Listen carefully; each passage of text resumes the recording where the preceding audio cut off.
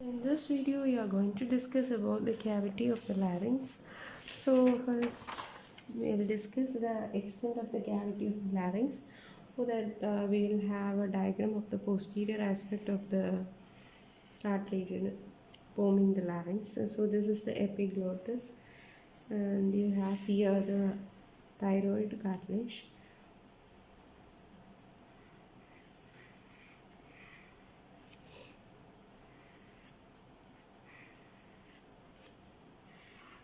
So this is the lamina of the thyroid cartilage, and this is the epiglottis. So what you see here is the epiglottis, and this is the lamina of thyroid.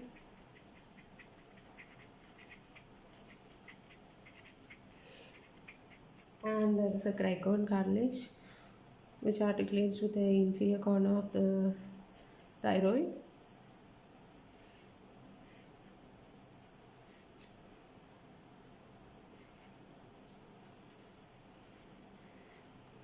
So this is a cricoid cartilage, and attached to the cricoid is the arytenoid cartilage.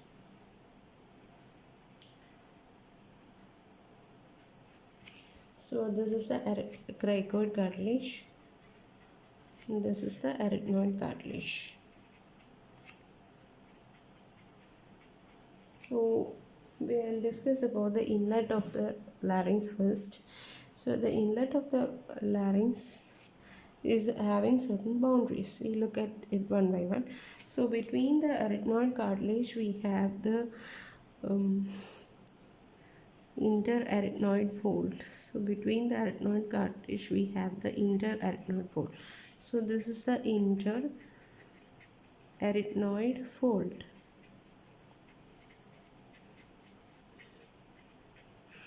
And we know that between the arytenoid cartilage and the margins of the epiglottis, extending from the arytenoid to the margins of the epiglottis, we have the array epiglottic fold.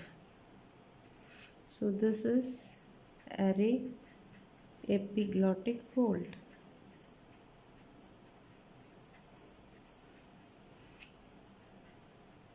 Now what you see here is the inlet of the larynx. So inlet of the larynx have boundaries. That is, anteriorly it is bounded by the epiglottis, posteriorly by the interarytenoid fold, and laterally by the array epiglottic fold.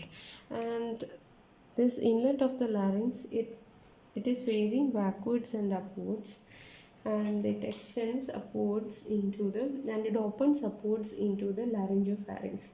So it is looking backwards and upwards and opens into the laryngopharynx. So inlet of the larynx,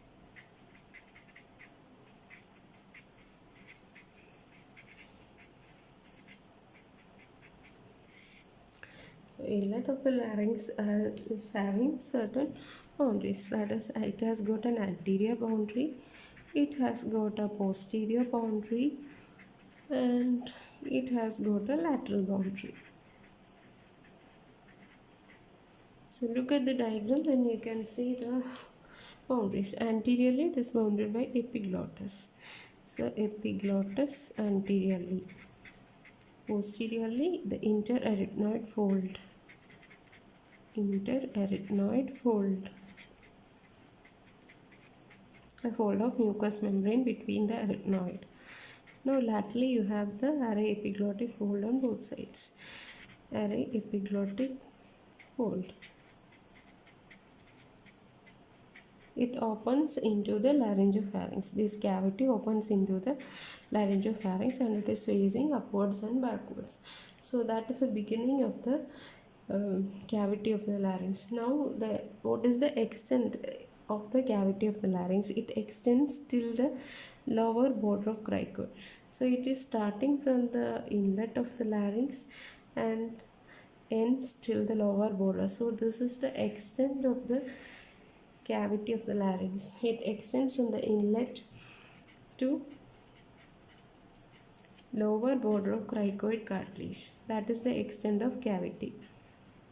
Border of cricoid cartilage.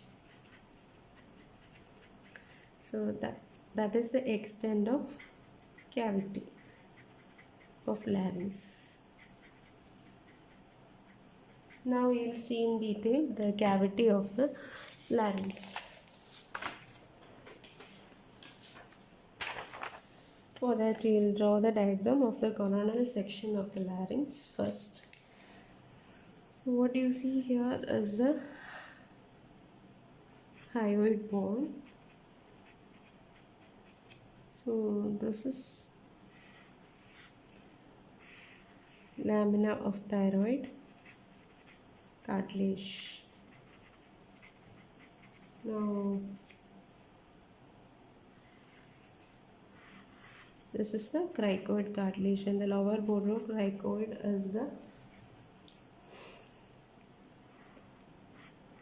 lowermost boundary of the cavity of the larynx. Now what you see here in the midline is the epiglottis. So this is the epiglottis, and this is the tubercle of epiglottis. Now what happens between the thyroid and the hyoid bone, you have the thyrohyoid membrane.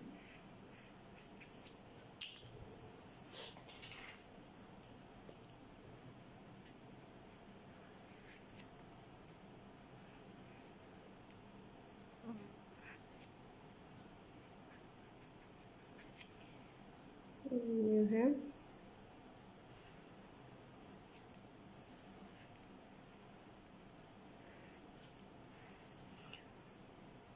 so what you have here is a quadrangular membrane here.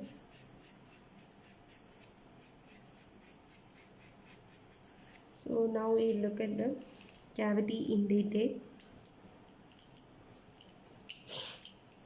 So the cavity of the larynx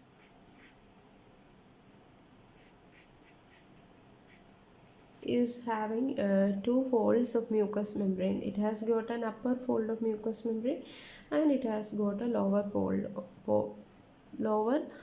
of mucous membrane. So each of the folds are present on either side of the cavity. So there is an upper fold which is known as the vestibular fold.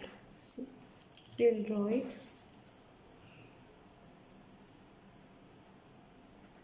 This is the upper fold of mucous membrane which is present on both sides.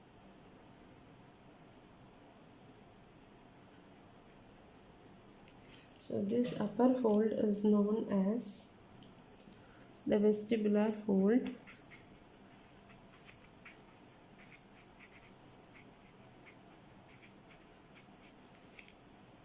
And you have the lower fold of mucous membrane on either side. The lower fold is known as the vocal fold. So the vocal fold is attached. The attachment of this vocal fold is important. So the vestibular fold is also known as false vocal cord. So this vocal fold is the true vocal cord. And it is attached anteriorly to the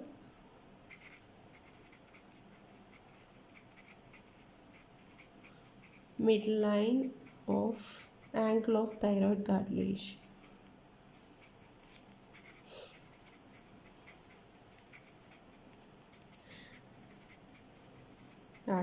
And it is attached posteriorly it is attached to the vocal process of the arytenoid cartilage.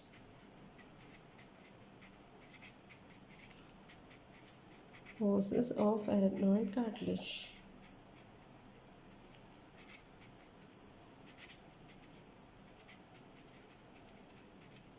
So now that's about the vocal fold and vestibular fold.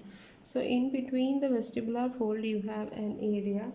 The space between the right and left vestibular fold is the rima vestibuli. So this is the rima vestibuli.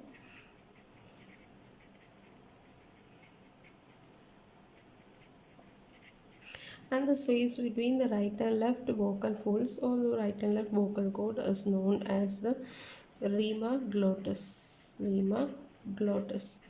And this is the narrowest part of the larynx. It is the narrowest part of larynx. So rima glottis is the narrowest part of larynx.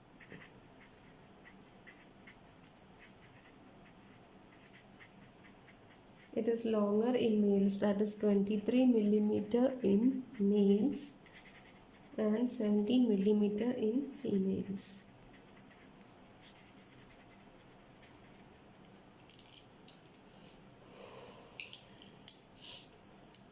Now in between the vocal fold and the vestibular fold you have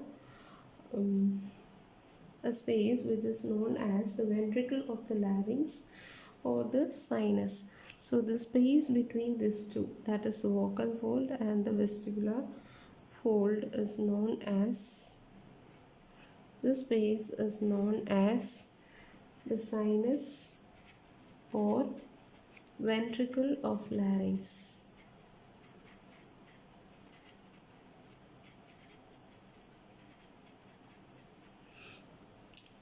Now the space which is present above the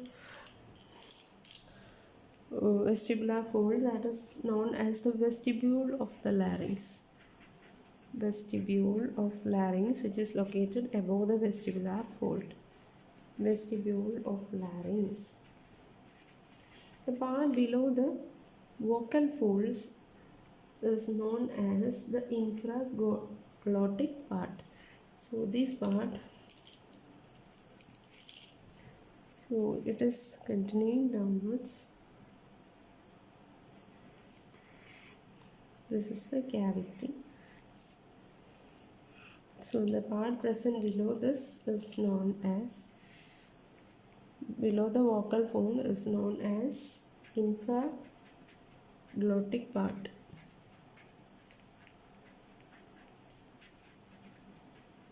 So this mucosal fold, that is the vestibular fold and vocal fold, is dividing the cavity of the larynx into three parts. First, which is located above the vestibular fold, is known as vestibule of the larynx, and the cavity of the larynx, the space between the vocal fold and vestibular fold, is known as sinus or ventricle of larynx, and the space below the vocal fold is known as the infraglottic part. So this is how the cavity is divided into three parts. The cavity of larynx, and from the cavity of the larynx, it leads downwards into the trachea. So the cavity is divided into these three parts by two folds of mucous membrane, that is the vestibular fold and vocal fold. Now you have another structure which is called the sinus of Morgagni or ventricle. That is a narrow fusiform cleft between the vestibular fold and the vocal fold. So now there is a fusiform sinus here between the fold, that is called sinus of Morgagni or ventricle of larynx. We have discussed it here. So now the anterior part of this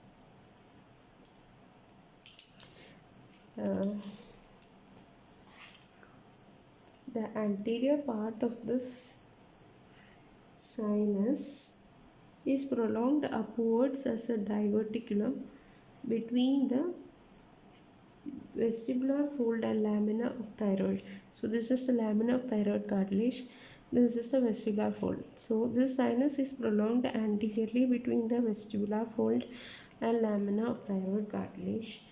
Anteriorly, the anterior part of the sinus is prolonged upwards like this. This extension is known as the saccule of the larynx. This is called saccule of larynx.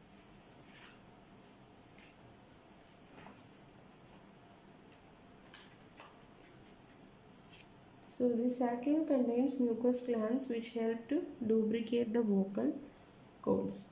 So it is often called oil can of larynx. So it is called oil can of larynx.